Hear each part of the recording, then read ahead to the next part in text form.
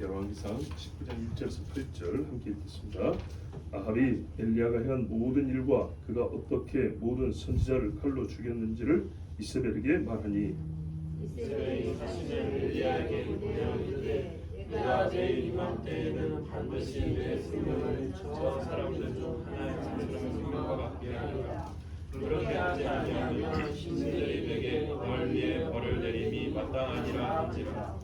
그가 이 형편을 보고 일어나 자기의 생명을 위해 도망하여 유다에 속한 브엘세바에 이르러 자기의 사원을 그곳에 머물게 하고 자기 자신은 방에로 들어가 하루길쯤 와서 한 은대문양 아래 앉아서 자기가 죽기를 원하였는데 여호와여 넉넉하오니 지금 내 생명을 거두시옵소서. 나는 내 조상들보다 낫지 못하니이다 하고 로뎀나무 아래에 누워 자더니 천사가 그를 어루만지며 그에게 이르되 일어나서 먹으라 하는지라. 본즉 머리맡에 숯불에 구운 떡과 한 물이 있더라. 이에 먹고 마시고 다시 누웠더니 여호와의 천사가 또다시 와서 어루만지며 이르되 일어나 먹으라. 내가 갈 길을 다 가지 못할까 하노라 하는지라. 이에 일어나 먹고 마시고 그 음식물에 눈을 비춰야 40주 40야를 가서 하나님의 산 호렙에 이르니라. 아멘. 자, 아합이 지금 비가 많이 오잖아요. 비가 어느 정도 오고 그쳤을 때가 되었겠죠. 아니면 비가 한참 오고 있거나. 이때 자기 부인이 이제 아합을 만나지 않겠습니까? 즉 이세벨이죠. 둘이 일어난 일에 대한 이제 얘기를 했겠죠. 야, 3년 반 만에 비가 오고 말이죠. 뭐 듣자니 사람들이 막 무더기로 갈멜산으로 모여가지고 뭔 일을 했다는데, 자, 이 소식을 이세벨이 아합에게 듣습니다.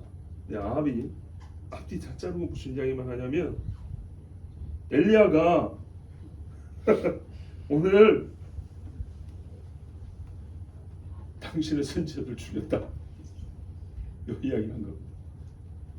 보십시오. 엘리야가 행한 모든 것과, 그러니까 오늘 바알 선지자하고 얘기한 거하고 불 떨어진 이야기하고 비와 가지고 여기까지 왔다는 얘기 했겠죠. 했는데 이세벨은 그거 안 들려요. 예, 죽은 자가 살아나도 안 믿어서 안 믿는다니까요. 전혀 감동을 못 받습니다. 이세벨이 귀에 들리는 건 딱 한 가지. 당신 선지자들 걔가 칼로 다 죽였다. 요것이 들리는 겁니다. 그러니까 어떤 일은 아합이 비겁하게 엘리야를 이세벨의 손을 통해서 어떻게 좀 해버리려고 이세벨에게 막 이렇게 고자질한 듯한 그렇게 보기도 하는데 꼭 그렇지 않은 것이 왜냐면 행한 모든 일을 얘기했다고 그랬잖아요. 바알 죽인 것만 얘기한 게 아니고 오늘 있었던 모든 일을 얘기했어요. 자, 오늘이니까 여전히 비가 오고 있다고 보면 되겠습니다. 이제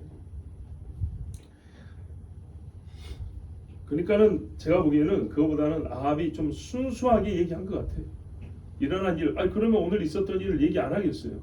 부부간 얘기하겠죠. 엄청난 일이 벌어졌는데 얘기하는데 참 이거를 말해야 되나 말해야 되나 하는데 결정적인 게 문제예요. 바알 선지자들 죽었단 말이죠. 요건 어떻게 얘기해야 되죠? 이세벨의 자식과 같은 사람들인데 이걸 어떻게 전달할까요? 그런데 보세요. 엘리야가 칼로 죽였다고 그랬어요. 제가 지난 시간에 신명에서 돌로 쳐주라고 그랬는데 돌로 쳐갖고 수백 명 한꺼번에 못 죽이겠죠.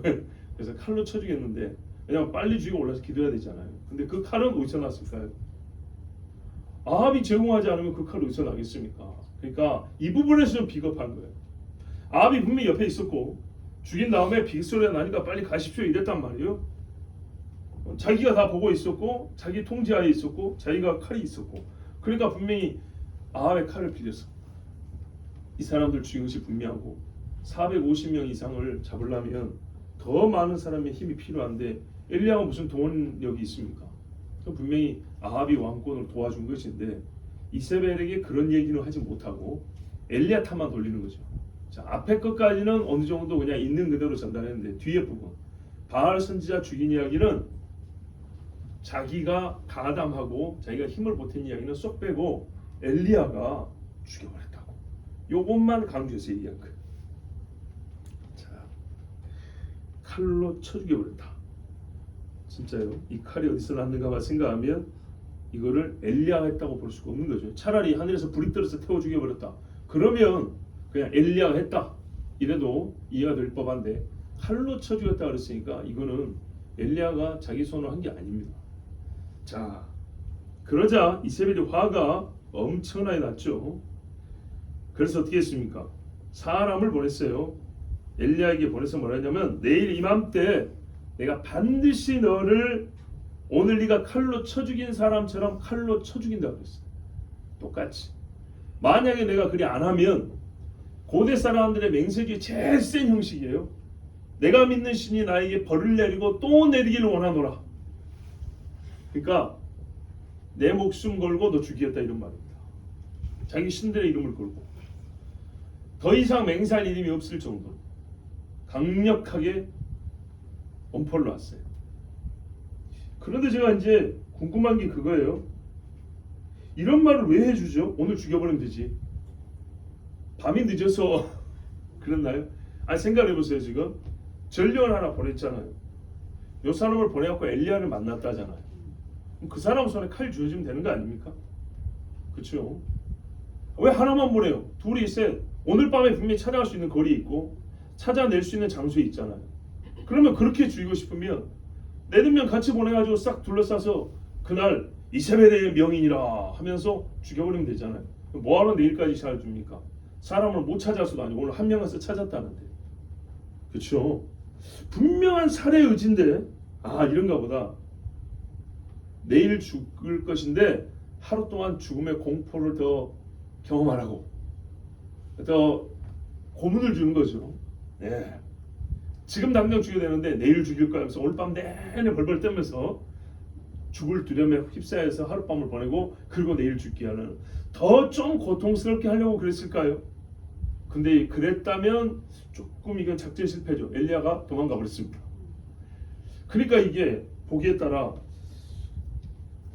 450명 선지자 죽였다는 게 화는 나는데 하늘에서 불도 떨어지고 비도 오고 한가 보니까 또 마차 앞에 달렸다는 걸 수많은 사람이 봤는데 죽이고는 싶지만 본인도 겁이 나서 손을 못 대니까 그냥 폰만 놓은 건지 정말 죽이려고 했으면 그날 밤에 죽여도 됐던 문제인데 아니면 정말 죽이려고 하는데 정말 내일 죽이려고 했다면 남는 거는 오늘 하루 공포에 밤을 보내라는 것밖에 없는데 참 알쏭달쏭합니다. 어쨌든 엘리야가 도망을 쳤습니다.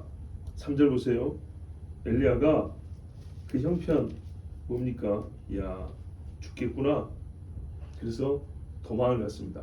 어디까지 도망갔답니까? 브엘세바. 이 어디에 있죠? 유다에 있습니다. 유다 중에서도 맨 밑에입니다. 옛날에 이삭이 샘 팠던데, 뭐 약속의 7 우물 뭐 그런 뜻이죠. 샘 파고 해서 맨날 뺏기고 내주고 하다가 정착한 곳이 브엘세바입니다. 유다 남쪽 조금 내려가면 애굽입니다. 그러니까 저 밑에까지 내려간 거예요. 엄청나게 멀리 갔죠. 불이 나게 달려간 거죠. 자, 며칠을 달려갔는지 아니면 하룻밤에 정말 달려갔는지 하여튼 달려갔습니다. 그런데 여러분 또 너무 이상하게 생각할 것이 아닌 것이 갈릴리에서 내려온 게 아니고요. 사마리아쯤에서 달려온 거잖아요.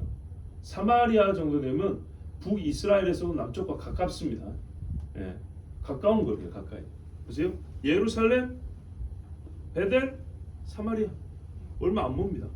그러니까 그래도 사람이 걸어오기에는 굉장히 먼 거리죠. 하여튼 무지하게 빨리 달려왔어요. 브엘세바. 자 여러분 이 정도 되면 안전하죠 이제. 보세요. 유다 중에서도 맨 밑에요. 유다는 누가 다스립니까? 당시에 여호사밧이 엘리야가 왔다는 소리를 들으면 내어줄까요? 안 내줄까요? 안 내주겠죠. 선지자를 잡아주겠습니까? 여호사밧이 그럴 사람은 아니죠. 그러면 안전해요 이제. 안전한데 어디서 난 종인지 모르겠어요. 갑자기 나타난 종이 하나 있어요. 이 종이 말입니다. 언제 나타나냐면 갈멜사에서 기도할 때 나타납니다. 그렇죠? 그 전에 3년 반 숨어있을 때 없었고 아합에게 보일 때 없었고 근데 내기할 때 나타난 종이 하나 있었어요. 그 어간에 언제 엘리야 옆에 이제 비서같이 이렇게 따라다니는 사람 한 명 있었다는 얘기죠. 본인이 돈을 주고 사람을 구한 것인지 아니면은 선생님하고 따라왔는지. 근데 당시로서 엘리야를 선생님하고 모신다는 것은 굉장히 위험한 일인데, 하여튼 어디서 왔는지 알 수 없는 사람이지만 기도할 때 보니까 한 사람이 있었어요. 그런데 이제 그 사람과 같이 갔는데 뭐라 하냐면, 넌 여기 브엘세바에 머물러 있어라 그랬어요. 그리고 4절에 보니까 자기는 광야로 하룻김을 더 들어갔대요. 하룻길이면은 아무리 못해도 20km, 30km 정도 거리인데 도시 하나를 건너뛸 정도의 엄청난 먼 거리죠. 여기를 더 걸어갔다는 거예요. 왜 이 종을 두고 갔을까요? 이제 그거는 뒤에 이어보면 아는데, 크게 일단은 3절까지 읽었을 때 세 가지 정도 생각해 볼 수 있죠. 광야로 갈 거니까 얘까지 고생을 시킬 필요는 없다. 자기가 뭘 하든지, 거기서 기도를 하든지 뭐 죽든지 살든지 간에 얘를 거기까지 데려갈 필요는 없다라는 생각이 있을 거고, 또 한편은 이제 그 할 일 중에 진짜 죽을 것이라면 이 아이에게 자기 죽음을 보이고 싶지 않고, 또 반대로 하나님과 깊은 교제를 한다면 정말 하나님하고 은밀하게 친밀하게 개인적으로 교제하고 싶으니 너 여기 있어라, 이런 것이죠. 아브라함이 아들만 데리고 올라갔습니다. 모리아산에. 사환들은, 종들은 너 여기 있어라 그랬죠. 그리고 예수님도 감람산에 기도하러 올라갈 때 사람들 많이 데리고 가지 않았어요. 꼭 기도할 때는 소수의 사람만 데리고 왔습니다. 자, 이런 사람들을 데려간 것을 봤을 때 분명히 엘리야도 이유가 있었을 것인데, 이제 4절 이하를 보니까 이렇게 돼 있어요. 하룻길쯤 들어가서 엘리야가 한 일이 이거예요. 한 로뎀나무 아래에 앉아. 로뎀나무 번역하기 향나무라고 하는데 조그만하죠. 요만해. 그죠? 잎이 넓지않은 것도 아니고 햇빛이 그냥 막 투과되는데 그래도 가지들이 막 있으니까 조금 그늘이 있죠. 요 밑에 한 사람 누울 정도밖에 몸 전체도 가리지 못하고 그늘 조그만한 데 있습니다. 광야에서 그래도 그나마 하나도 뭐 없는 것보다 낫겠지만, 자, 거기 앉아 쉬면서 하나님 앞에 이렇게 기도를 했어요. 여호와여, 넉넉하오니 지금 내 생명을 거두시옵소서. 나는 내 조상들보다 낫지 못하니이다. 하룻길 더 들어가지고 엘리야가 뭘 하려고 했는지 한번 보십시오. 길이 힘들어서 그런 게 아니고요, 이거 하려고 들어간 겁니다. 죽기를 원해서 기도했어요. 여호와여, 넉넉하오니 지금 내 생명을 거두시옵소서. 나는 내 조상들보다 낫지 못하니이다. 이유가 뒤에 있네요. 조상들보다 낫지 못하니이다. 자, 여러분, 이 말을 풀기 전에 저는요, 하나님이 우리에게 이 고백을 통해서 바로 이 고백 그대로의 사실을 깨닫게 하려는 뜻이 있는 걸 제가 마음에 깨달았어요. 무슨 말이냐면, 엘리야가 지금 엄청난 기적을 행하고 이스라엘 땅에 비를 내리는 은혜를 베풀고 왔잖아요. 그런데 이 사람의 입에서 말하면 나는 내 조상들보다 나은 것이 하나도 없습니다. 어떤 위대한 일을 해도 사람은 나는 내 이전에 살았던 누구보다도 위대하지 아니하고 낫지 아니합니다. 주의 이름으로 주의 능력으로 했을 뿐이고 종은 무익합니다. 라고 고백하는 것인데, 이것을 엘리야가 그대로 하게 했어요. 근데 어느 정도로 철저하게 이 고백을 하게 했냐면, 나는 어제까지 한 일 때문에 막 지금 기분이 좋다거나 사람들이 나를 따른다고 기대할 만한 게 있다거나 누가 나에게 뭐 밥 한 끼라도 준다거나 전혀 즐겁거나 유쾌할 것을 기대할 것이 없고 죽음만 기다리고 있는 정도로, 그 정도로 나는 조상들보다 위대하지 못합니다. 인간이라는 것이 아무리 훌륭한 일을 하고 제 아무리 위대한 일을 해도 자기 목숨줄 하나 자신할 수 없이 어제는 위대했을지라도 오늘은 쫓겨나고 죽음의 위협 앞에 던져질 수밖에 없는 존재라는 것. 그러니까 어떤 일을 하든지 간에 우리는 내 힘으로 한 것이 아니고 어제 일이 내일이었다면 내가 직접 이 세력을 싸워버리면 될 거 아니에요. 그렇지 못하다는 것. 이건 하나님이 엘리야가 고백했지만 이건 모든 사람의 사실이에요. 모든 사람이 이 고백을 하기 위함이란 것. 여러분 위대한 사람, 위대한 믿음의 사람일자도 사람 이상이 아닙니다. 사람입니다. 사람. 그렇다면 여러분 우리가 어떻게 해야 될까요? 요 정도의 겸손, 죽여달라는 정도는 좀 심하지만 나는 내 조상들보다 낫지 못하니이다. 이런 마음이 항상 있어야 합니다. 이게 자세입니다. 마음 자세. 그런데 이제 안타까운 건 이거죠. 왜 조상들보다 낫지 못하다는 겸손한 마음이 죽여달라는 데까지 이르렀을까요? 즉 절망에까지 이르렀을까요? 이것이 이제 우리가 궁금한 거죠. 이 부분을 하나님이 어떻게 해요? 겸손을 넘어간 부분, 이 부분에서 하나님이 다시 일으켜 줍니다. 겸손은 받지만 겸손이 아니라 낙심과 절망은 하나님이 허락하는 게 아니거든요. 의인의 요동함을 허락지 아니한다 그랬어요. 그래서 하나님이 요 더 밑으로 떨어져 버린 부분은 이제 다시 잡아서 일으켜 줄 거란 말이죠. 자, 지금 죽고 싶다 합니다. 하나님이 엘리야를 그래서 데려갔습니까? 안 데려갔죠. 예. 그러면 우리가 일단 여기서 하나 깨닫고 확인한 게 있어요. 아, 엘리야가 처음부터 호렙산으로 가려고 했던 게 아니구나. 호렙산 가려고 했던 게 아니에요. 조금 더 들어보면 확실해집니다. 혹 가는 길이 그쪽으로 향해 있더라도 가면 가는 거지 반드시 저기 가야겠다고 한 게 아닙니다. 여러분 반드시 거기 가야 될 것 같으면 왜 여기서 죽여달라고 그럽니까? 여러분 혹시 죽여달라는 말이 그냥 장난으로 하도 힘들어서 하는 소리라고 생각하십니까? 이 사람 지금 굉장히 힘듭니다. 죽어서라도 벗어나고 싶은 겁니다. 제가요 우리 지난 주일에 우리 권사님 간증 들었잖아요. 뭐라 했어요? 확 죽어버렸으면 좋겠다 그랬죠? 그죠? 근데 제가 생각 드는 게 있었어요. 나도 그랬는데 저도 옛날에 말씀드렸죠. 30살 때 그랬다고. 똑같은 생각했어요. 내가 자살을 못하니까 교회 사역 마치고 학교 들어가는 기숙사 가는 길에 트럭이 와서 딱 쳐버렸으면 학교 앞에 마을버스 다니는 길이 있거든요. 횡단보도도 없어요. 횡단보도 있어도 거의 잘 안 지키는데 진짜 동네길이니까 여기 와서 딱 쳐갖고 죽어버렸으면 좋겠다. 이런 생각을 며칠을 하고 다녔어요. 근데 얼마나 믿음이 없는 거 없어요. 돈 없으면 그 생각한다니까요. 근데 여러분 중에 또 있잖아요. 한두 사람이 아니에요.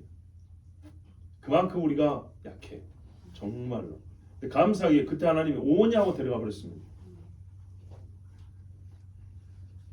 농담입니까? 농담 아닙니다. 그래 농담 아니니까 하나님이 진담을 받아서 그래 진담 받아들여 가자 하고 데려가 버렸으면요. 그래서 하나님이요 우리가 우리 한국식 표현으로 즉흥적으로 충동적으로 한 말을 다 들어주지 않아요. 거짓이 아니고 진심인데도 시간을 좀 둡니다. 그게 가라앉을 때까지. 다음을 보는 눈이 없기 때문에 그 다음 페이지를 보여줍니다. 다음 페이지 보여주면 그래도 죽을래? 그럼 아니요. 그때 데려갔으면 어떻게 했냐. 죄송합니다. 이렇게 말이 나와야죠. 자 여러분 조상들보다 못하다 그랬어요. 근데 하여튼 엘리야가 지금 무지하게 힘든 거예요. 조상들은 율법을 받았어요. 가나안을 믿음으로 정복했습니다. 사사시대 이방에 침략을 당하고 왜냐하면 죄 때문이죠. 그렇지만 여러분 사사들이 그때마다 세워지면 대적을 이기고 몇십 년 동안 평안을 얻었어요. 근데 지금 이놈의 이스라엘 말입니다. 아무리 봐도 전 앞의 역사를 어떤 시대가 돌이켜봐도 이보다 타락하고 이보다 무너진 적이 없는 거예요. 봐보세요. 엘리야 시대는 나라에서 바알 선지자를 국비로 키웠단 말입니다.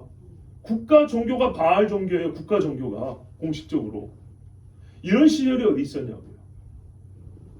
선조들은 우상을 버리고 일심으로 성전을 지었어요. 법궤가 들어올 때 온 이스라엘이 모여서 잔치를 했어요. 솔로몬 시절에 하나님 앞에 와서 제사하고 찬송하는 것이 얼마나 즐거웠는지 이방들도 와서 그 잔치에 참여할 정도였어요. 근데 지금은요. 불에 녹이면 녹아질 금송아지 2마리 세워놓고 거기다가 사람 애기들 불에 태워 바치면서 이게 이스라엘입니까? 비를 내려달라 했어요. 비가 왔습니다. 하늘에서 불이 떨어졌습니다. 이런 기적을 지난 몇백 년 동안에 본 적이 없어요. 그런데요.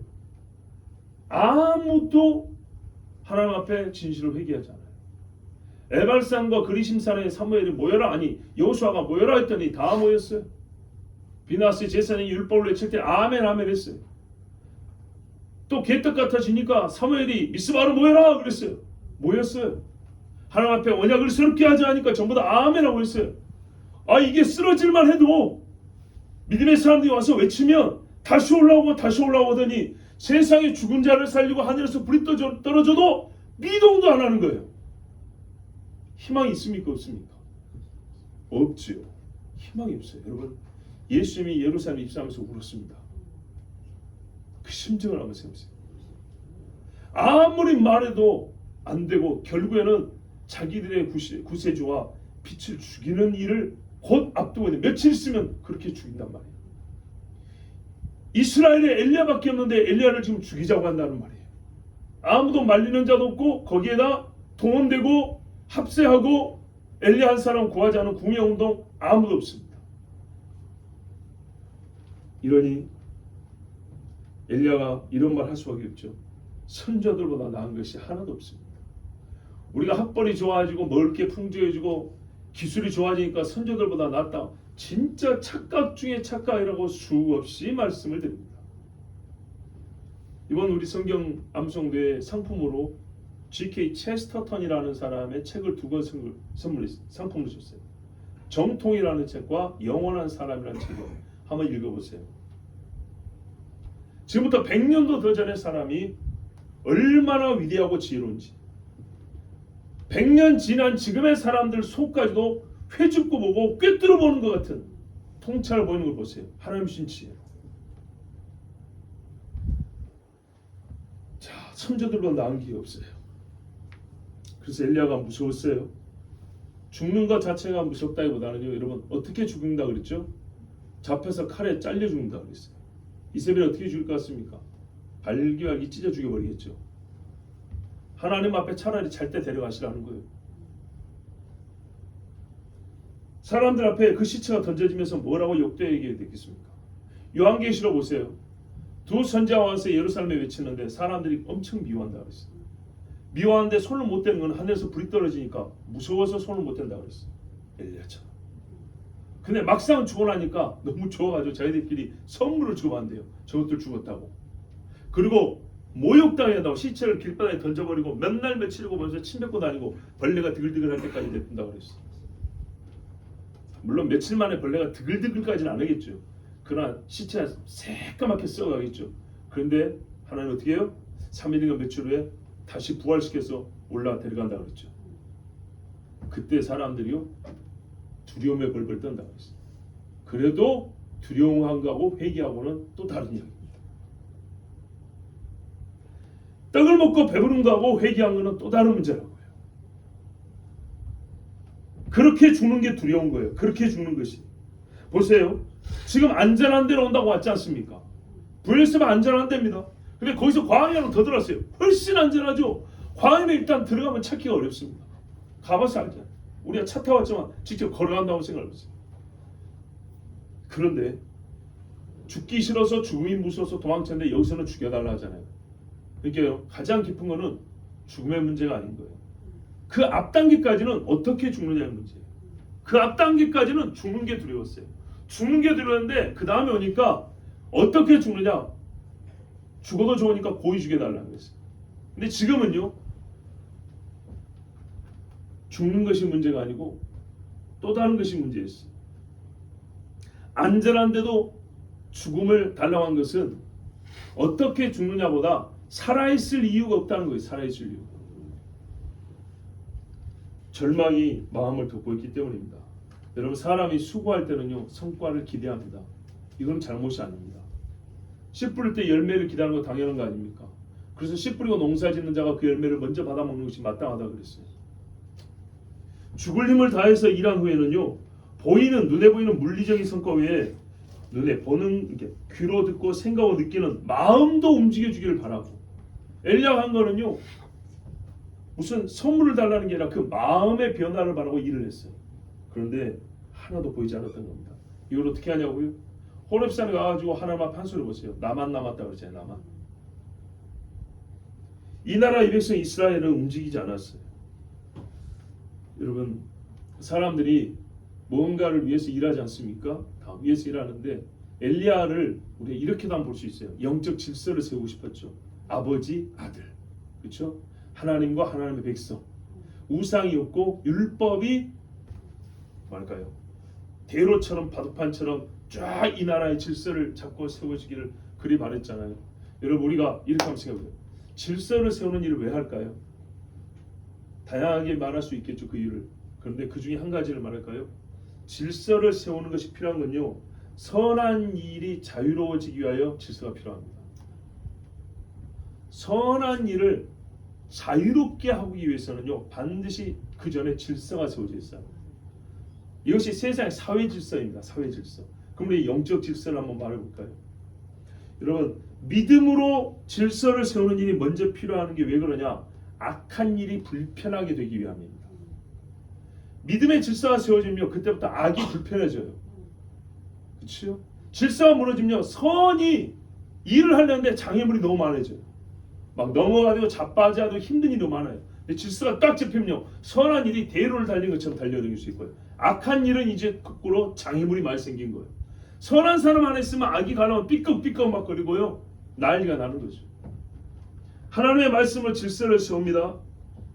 이 앞에 걸 연결시키면요, 의로운 자가 자유롭기 위함입니다.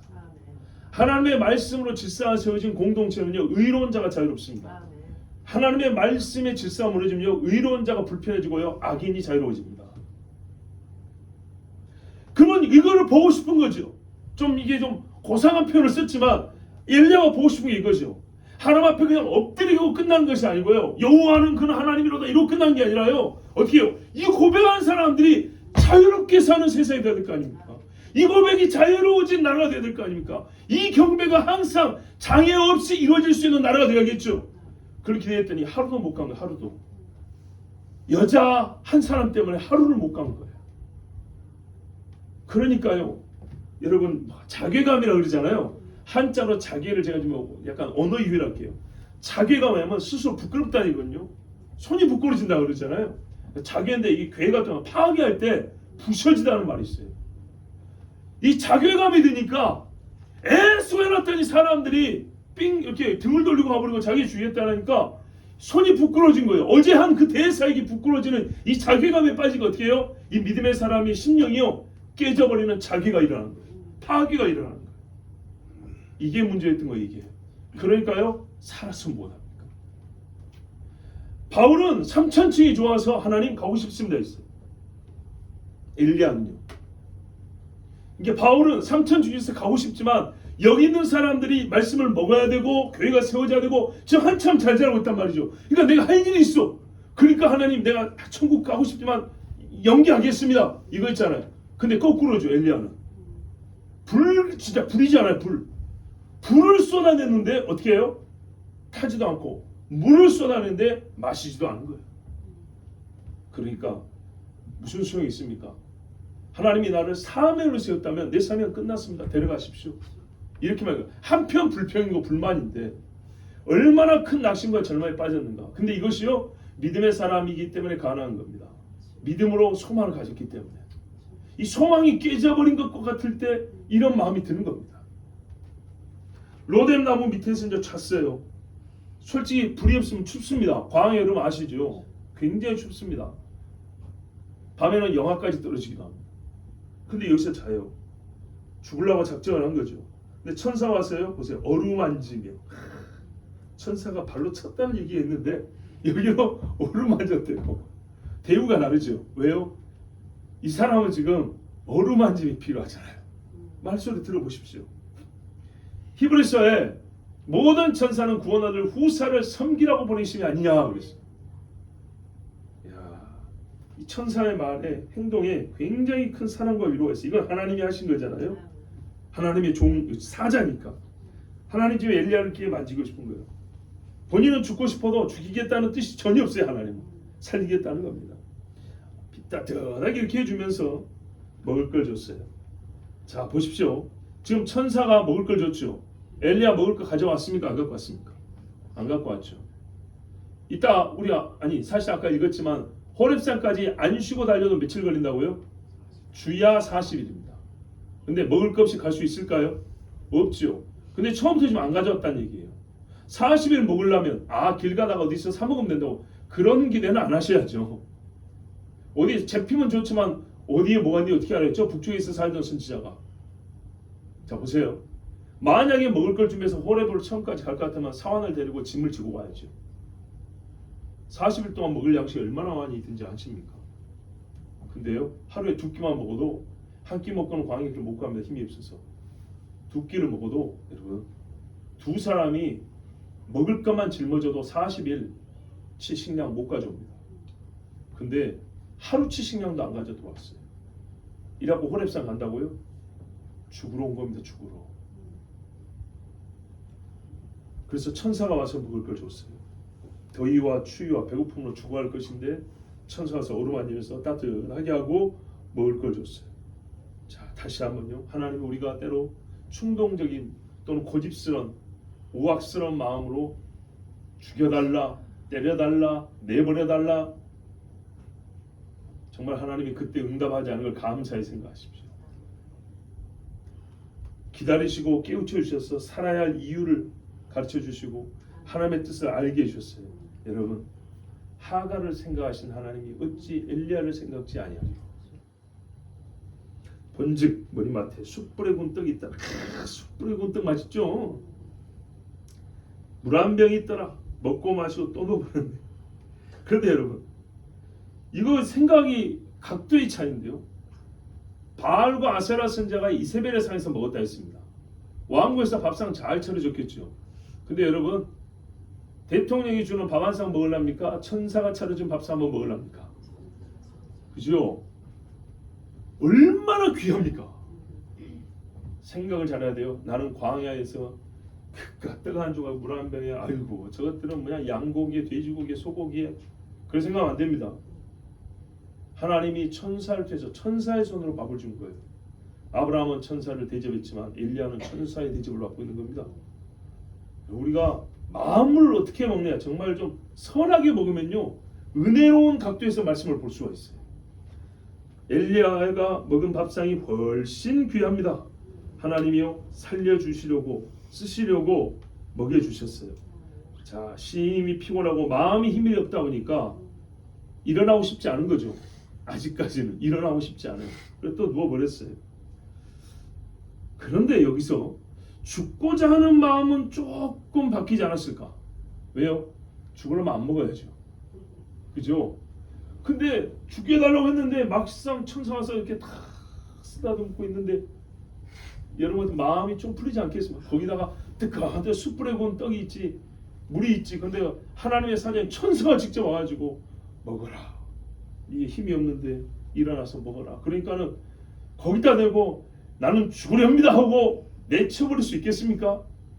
여러분 실제라니까 실제 상황이에요. 실제 상황. 자 받아 먹은 걸 봤을 때 엘리야의 마음이 조금 풀렸는데 다는 아니었어요. 또 힘이 와서 누웠어요. 힘이 없어서 누웠어요. 그런데 천사가 또 와가지고 어루만집니다. 배가 고플 쯤 됐겠죠. 또 어루만지면서 음식을 먹으라 했어요. 근데 아까보다 말이 깁니다. 말했습니다. 일어나 먹으라. 내가 갈 길을 다 가지 못할까노라. 여기서 이어지는 여정이 나오죠. 다른 번에는 이는 여정이 너에게 너무 과중하기 때문이라. 그러니까 많이 걸을 일이 남았는데 너 이거 먹고 가야 된다는 겁니다. 자, 중요한 건 사람은 하나님의 말씀으로 살지만 떡도 있어야 삽니다. 그래서 하나님이 떡도 줍니다. 예. 여기보다 더 멀리 갈 길이 있다는 얘기죠. 어감상 여러분 이게 보면 어감상 엘리야가 네가 가려고 했던 길 내가 알고 있어. 거기가 참 먼 길이니까 빨리 먹어. 이런 말보다는 보내려고 하는 말입니다. 너 가야 할 길이 있다. 거기가 참 먼 길이니까 자 먹고 이제 누워있지 말고 일어나서 가라 이런 식으로 고지해 주는 식으로. 자 엘리야는요 감동으로 그걸 알 수가 있습니다. 예. 이거는 기록이 안 돼 있지만 엘리야가 별다른 변명이나 반박이 없어요. 그렇죠. 그 말은요 마음이 동했다는 거죠. 동했는데 분명히 갈 길이 멀다 그러지 목적지를 천사가 말 안 해줬어요. 근데 엘리야는 어떻게 해요? 목적지를 딱 정하고 가버리죠. 그 말은 하나님이 엘리야에게 분명히 행간이 있다면 글과 글 사이를 읽는다면 그 그 마음의 감동을 가르쳐 주셨을 거라고 우리가 볼 수 있죠. 뭐 이거 우리가 성극으로 한다면 자매 꿈에서 하나님이 가르쳐 주셨거나 충분히 있을 수 있는 이야기죠. 자, 이래서 엘리야는요, 갈 길이 멀다는 소리 듣고 어디를 간단 말이니까 나 여기서 죽을라 합니다 이래 안 하고 그냥 주는 대로 순순히 먹고 일어나서 쭉 가버렸어요. 그리고 호렙에 갔다 했습니다. 자, 로뎀나무 밑에서 죽으려고 했다. 죽기를 원하여 분명히 그랬어요.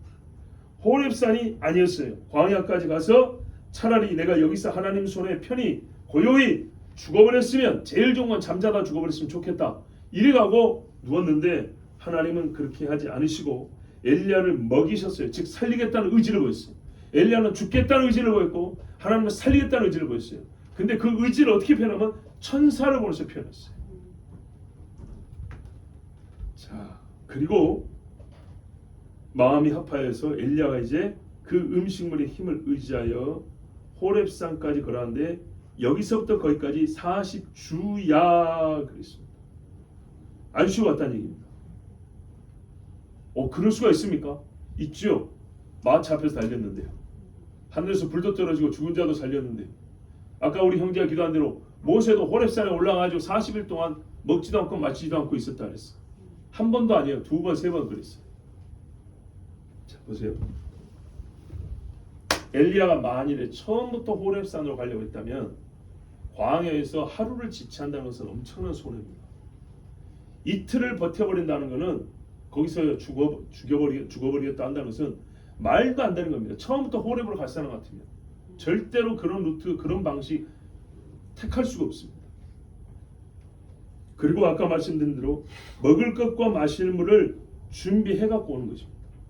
그런데 전혀 준비 안 해왔습니다. 처음부터 아무것도 준비하지 않았고 그건 호렙산이 목적지가 아니었다는 겁니다. 그러나 지금은 아니, 처음부터 호렙에 갈 생각이라면 중간에 죽여달라는 소리도 안 해야죠. 그렇죠? 호렙산에서 기도할 생각으로 떠났다면. 자, 천사의 말을 듣고 40일 동안 걸어갔습니다. 중간에 멈추지 않았습니다. 보십시오. 천사의 말을 듣고 40주야를 쭉 갔다는 말이죠. 쭉 갔다. 말귀를 알아들었다는 얘기고요. 멈추지 않았다는 얘기고요. 다른 일은 하지 않았어요. 즉 옆으로 세지 않았어요. 무슨 말입니까? 엘리야 마음에도 의지가 생겼다는 얘기죠. 가겠다는 의지가 생긴 겁니다. 그래서 간 겁니다. 호렙에 가서 할 일이 있다는 겁니다. 뭔 일을 하는가는 다음 말씀에서 볼 것인데 일단은 가겠다는 겁니다. 가라는 대로 가겠다 그 말입니다. 근데 그 음식물의 힘을 의지하여 그랬어요. 더 먹지 않고 갔다는 얘기예요. 의지하여 힘으로 그랬듯이 엘리야가 음식물에 먹고 나서 그 힘으로 가자 이렇게 갔다는 것은 더 안 먹었다는 것이면서 동시에 또 엘리야의 마음의 움직임을 표현해주는 그런 말씀입니다. 자, 여러분, 엘리야는 처음에 까마귀가 주는 음식을 먹었고 시냇물을 마셨습니다. 그 다음에 과부집에 떨어지지 않는 가루와 기름으로 먹고 지냈습니다. 그리고 오늘 천사가 주는 음식을 먹었고 이 다음에는 40일 동안 아무것도 안 먹었습니다. 사람이 먹고 사는 한 가지 영역만 보더라도 엘리야는 정말 기적의 연속입니다. 이 정도 되면 어떻게 되죠? 엄청난 믿음이 생겨야 되지 않겠습니까? 우리가 이런 일을 경험했다고 생각해 보자고요. 대리학자가 4년 동안 기가 막힌 경험을 했습니다. 4년 동안 세상 사람들이 먹어보지 못한 음식을 말할 수 없는 하나님 주시는 아주 다른 방식으로 음식물을 먹고 4년을 살았습니다. 그러면 여러분, 하나님이 무슨 말해도 다 아멘이고 뭘 시켜도 다 아멘이야 되겠죠. 그런데 여러분, 위대한 하나님의 사람도 그게 다 안 된다는 겁니다. 안 되니까 우리도 괜찮다 그 말이 아니고요. 그러므로 되는 일은 전부 다 하나님께로만 영광이 되어야 된다는 얘기고, 안 되는 건 다 우리 탓이라 이 말입니다. 자, 이렇게 보호하고 지키시고 돌보시고 인도하시는데 이 정도 되면 이세벨이 문제가 아니죠. 이쯤 되면 이제 이세벨이 문제가 아니죠. 예, 그래요. 여러분, 엘리야는 지금 모세처럼 대우받고 있습니다. 본인도 알 겁니다. 40주 40야를 먹지도 마시지도 않고 생존한 사람은 모세밖에 없습니다. 그리고 지금 가는 곳도 하나님의 산 호렙, 모세가 하나님을 만났던 곳입니다. 이스라엘과 처음 언약을 맺었던 곳입니다. 모세 이후 누가 이런 경험을 했습니까? 보십시오. 이 말이 어떻게 돌아가는가? 엘리야 한 말이 뭐라 하냐면 잘 보세요. 나는 우리 선조들보다 낫지 못하니이다 그랬어요. 우리 선조들은 나같이 기적을 해가지고 못했지만 그 믿음의 세대가 나보다 훨씬 훌륭했습니다 이렇게 말했어요. 그러니까 자기 자신이 지금 막 너무 낙심이 됐지만 아무것도 아니라 고백을 했죠. 근데 하나님 어떻게 해요? 그 선조 중에 제일 위대한 사람으로 대우를 해주고 있다고. 네. 하나님의 전적인 은혜의 선택이기도 하지만 자기를 낮추는 자에게 하나님이 하시는 일이 모세처럼 대우를 해줬어요. 엘리야를 모세처럼. 대우만 그래 하냐? 그 말이 아니죠. 호렙에 가게 한다는 것은 모세처럼 일하게 하시겠다. 먹는 거 마시는 것만이 아니라 40일 동안 안 먹어도 산다는 게 아니라 모세처럼 하나님이 쓰겠다는 얘기입니다. 모세처럼 내가 너를 마주하겠다는 얘기죠. 모세의 자입니다. 자, 모세처럼 대우하신다. 요거를 한 세 가지 정도로 보면 엘리야가 해야 할 일이 바로 모세의 일이기 때문입니다. 아버지의 마음을 자녀에게로, 자녀의 마음을 아버지에게로. 이건 모세가 한 일입니다. 그리고 모세의 율법으로만 가능한 이야기입니다. 두 번째, 지금 이 모세가 광야에서 금수아지를 세우고 뛰놀던 사람들 두고 사역했던 시기와 비슷합니다. 바로 그 호렙산 앞에서 하나님의 법궤가 있고 성막이 있는 그 앞에서 금수아지 만나서 펄펄 뛰놀았습니다. 저 이스라엘이라는 나라를 주었는데 그 앞에서 금수아지 세우고 이것이 너희를 보내는 여호와라 하면서 거기에 더하여 이제는 바알까지 섬기면서 아세라를 그 옆에 짝으로 세워놓고 섬겨 있습니다. 이 어두운 세상을 밝히는 사역은 누구가 할 수 있냐? 옛적인 모세. 모세 같은 심령을 가진 사람. 그러니까요, 엘리야의 심령을 요한이 가졌다지만 엘리야는 모세의 심령을 가져야 그 사역을 하는 겁니다. 이거는 분노만이 아니라 긍휼이 포함된 겁니다. 모세가 그때 엄청 화를 냈죠. 그러나 모세는요, 화를 냈지만 하나님 앞에 와서는 어쨌어요? 이 백성을 벌려면 나를 생명쳐서 지워달라고 그랬어요. 긍휼의 마음도 필요한 거죠. 엘리야에게 요게 조금 부족합니다. 그렇죠? 의부는 똑같이 있는데 이 백성에 대한 긍휼은 모세와 같음이 필요한 거예요. 모세 같은 시대에 모세가 맞았던 사람들을 살게 해야 되기 때문에 그들에게 가져야 될 긍휼의 마음이 더 있어야 된다. 그래서 하나님이 먼저 그에게 어떻게 해요? 어루만지고 먹이고 죽여달라 해도 아니다. 가자. 이렇게 데려간 겁니다. 호렙산에 가서도 어떻게 한가 봐보세요. 네. 세 번째, 선지자가요, 힘을 얻고 사명을 회복하는 장소는 사람들의 환호와 환영이 있는 곳이 아니라 하나님만 보이고 하나님의 음성만 들리는 장소여야 합니다. 우리는 군중 속에서도 기도할 수 있습니다. 그러나 하나님은 자기 종들을 세우실 때 여러분 자동차도 정비소로 끌고 가죠. 길바닥에서도 고칠 수 있어요. 근데 정비소로 데려갑니다. 우리 야영에서 길바닥에서 라면 끓여 먹을 수 있어요. 근데 식당에서 밥을 먹습니다. 하나님의 종을 다시 힘을 주고 세우실 때 하나님만 결합될 수 있는 곳으로 데리고 갑니다. 광야로 데려갑니다. 거기서 엘리야를 조용한 곳에서, 정말 조용히 죽고자 했던 사람을 조용한 곳에서 만나셔서 다시 그를 살립니다. 이래서 하나님은 엘리야를 호렙산으로 가자고 그랬습니다. 그런데 여러분, 우리가 다 아는 대로 40주야를 먹지 않고 갔으면 바로 불같은 기도를 하면서 또 하나님과 엄청난 깊은 교제에 들어가야 되는데 마치 힘겨루기 하듯이 엘리야는 굴 속에 틀박해서, 그렇죠, 기도도 안 하는 것 같고 그럼 뭐하는 것까지 닿는지 모를 정도의 일을 하고 있죠. 왜 그렇죠? 죽어버리려고요? 아닙니다. 이제 죽음의 얘기는 끝났습니다. 이미 밥 먹었다는 게 40자를 굶어도 안 죽었다는 게 죽음 이야기는 끝났어요. 사실 엘리야가 죽고자 한 이유가 아까 있었죠? 그것 때문이에요. 그게 남은 숙제였어요. 그것 때문에 하나님이 광야에서 바꾸시킨 게 아니고 호렙까지 오라는 거예요. 호렙에 와서 그 문제가 해결되는 겁니다. 그거는 우리가 다음 주에 보는데, 여러분 전체적인 윤곽을 보면 이래요. 엘리야하고 하나님하고 대화를 하는데 하나님은 적극적으로 엘리야하고 말을 하고 싶었는데 엘리야는 불평불만 가득한 마음으로 하나님을 대하죠. 그러면 하나님이 광야에서처럼 어루만지면서 먹어라 하면 좋은데 그러지 않고 하나님도 똑같은 말씀하는데 뭐라 그래요? 네가 왜 여기 있느냐 그러죠. 엘리야가 뭐라 그래요? 나밖에 없습니다 그러죠. 문제는 그거였어요. 엘리야의 깊은 상실의 이유는 바로 이거였어요. 왜 없습니까? 했어요. 근데 하나님이 나중에 함께할 자를 붙여주는데요. 그 질문에 대하여 대답을 안 해주고 똑같이 네가 왜 여기 있느냐고 마치 서로 대답 없이 그냥 질문만 하면서 주먹질하기 직전에 가는 대답 없는 질문으로 말다툼하는 그런 식으로 막 그렇게 하는 거예요.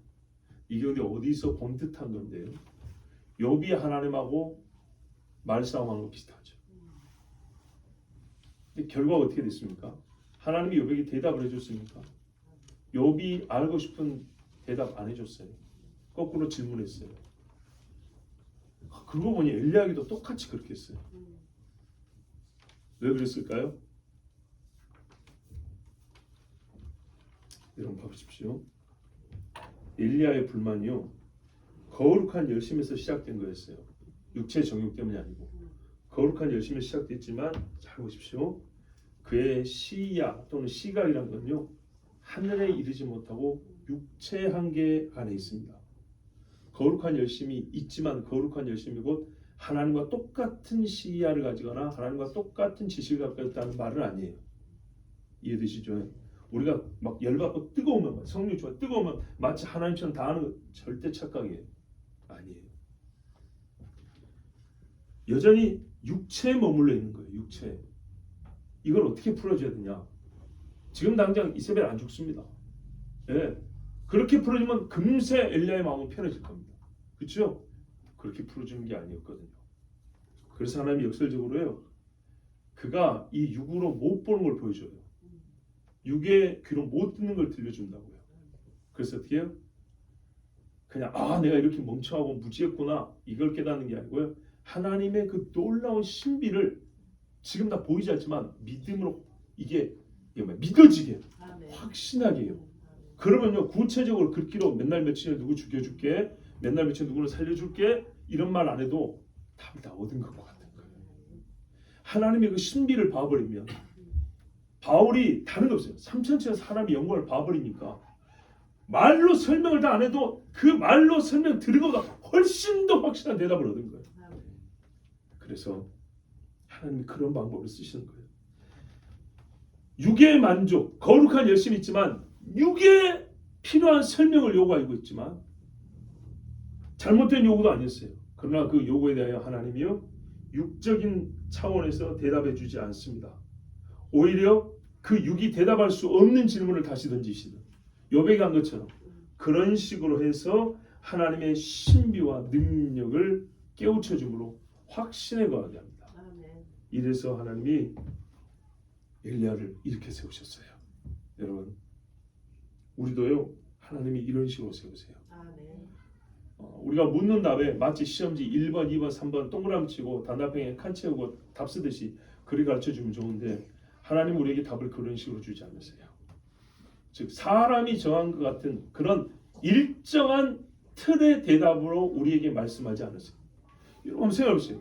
구원하실 때도 공식은 있어요. 예수를 믿게 한다는 건데 믿게 하는 그 과정과 여정을 보면 사람마다 어떤 크게 나눌 수 있는 패턴들은 몇 가지 있지만 개인적으로 들어보면 아주 놀라운 방법들 쓰시거든요. 근데 여러분 그거는 구원할 때만 그러실까요? 그 외에 문제들이 있었어도 그 외에 하나님의 일을 함에 있어서도 하나님은요 정말 사람들이 생각하지 못한 놀라운 방법 때를 쓰십니다. 그렇기 때문에 우리는 먼저 그걸 아는 것이 중요합니다. 내가 정해놓은 시간과 내가 정한 방식에 의해서 하나님 이렇게 해주세요. 내가 지금 해달라는 게 잘못됐습니까? 좋은 것이잖아요. 예수 누가 그게 틀렸대? 엘리야가 먼저 하나님께 잘못되게 요구했네. 그렇지 않죠. 근데요 거기까지 가는 길에 왜 네가 그 방법과 그 길과 그 때와 정도와 양과 방향을 정하느냐. 적어도 우리는 이 정도로 생각할 수 있어요. 성경에 이미 하나님이 하신 일을 보면 하나님이 요렇게 하시겠구나 할 수 있지만 그렇다고 그 중에서 오늘은 1번을 해주시고요. 내일은 2번 코스를 해주시고요. 나는 나니까 저만의 새로운 형식의 스타일로 좀 부탁드립니다. 이거는 들어주시면 고맙고 아니어도 어떻게 해야 돼요? 하나님은 하나님의 지혜로 하나님의 의를 이루시기 때문에 우리가 믿는 것이 중요합니다. 그러니까요, 개별 사건으로서, 그러니까 본래 하나님을 섬기는 마음이 열심히 있고 개별 사건마다 순종을 다했지만 하나님 이해에 있어서 엘리야는 더 배웠어요. 하나님을 알미에 있어서 자기가 그토록 돌이키고자 하는 아버지의 마음과 아들의 마음을 하나 되게 할 때 그 아버지가 누군가에 대해서 사람 아들을 아는 것에 비하여 아버지를 아는 지식이 훨씬 더 커야 되거든요. 아버지를 더 알아야 됐었어요. 하나님은요, 이게 다의 결론은 아니죠. 전체 결론은 아니지만 아버지를 많이 아는 자를 통하여 아버지의 더 많은 일을 하게 하세요. 지금의 한 일은 오히려 작은 일이었어요. 그래서 하나님이 엘리야를 호렙으로 오게 하셨습니다. 우리 이 시간에 기도합니다. 하나님 아버지, 오늘 우리에게도 아버지께서 호렙으로 부르시고 우리에게도 아버지 정말 알 수 없는 신비한 말씀으로 우리에게 들려주셔서 감사합니다. 주님, 엘리야가 연약했습니다. 이를 볼 때 그가 한 위대한 일이라는 것은 다 하나님의 능력으로 한 것이었습니다. 약할 때 주님이 강하게 되신다 했는데 마찬가지 맞습니다. 아버지, 오늘 엘리야가 너무 약해 있습니다. 그러나 이가 다시 강해진다는 건 어디서 난 힘이었겠습니까? 스스로 나지 못하였습니다. 스스로 위대하지 못하였습니다. 그렇다면 아버지, 우리는 어떻게 했습니까? 엘리야보다도 애초부터 작은 믿음을 가지고 있고 처음부터 담대함도 적고 처음부터 하나님을 아는 지식도 적습니다. 이 세상의 울부짖음도 엘리야보다 훨씬 더 약한 우리가 얼마나 아버지 정말 연약하고 무너질 수가 있겠습니까? 주여 불쌍히 여주시옵소서. 우리에게도 구하오니 천사를 통하여 먹이시고 말씀하여 주시옵소서. 하나님의 산 호렙에서 주의 음성을 듣게 하여 주시고 다시 하나님이 세워주사 주의 일에 힘쓰는 종들이 되게 하여 주시옵소서. 주여 한번 부르기다.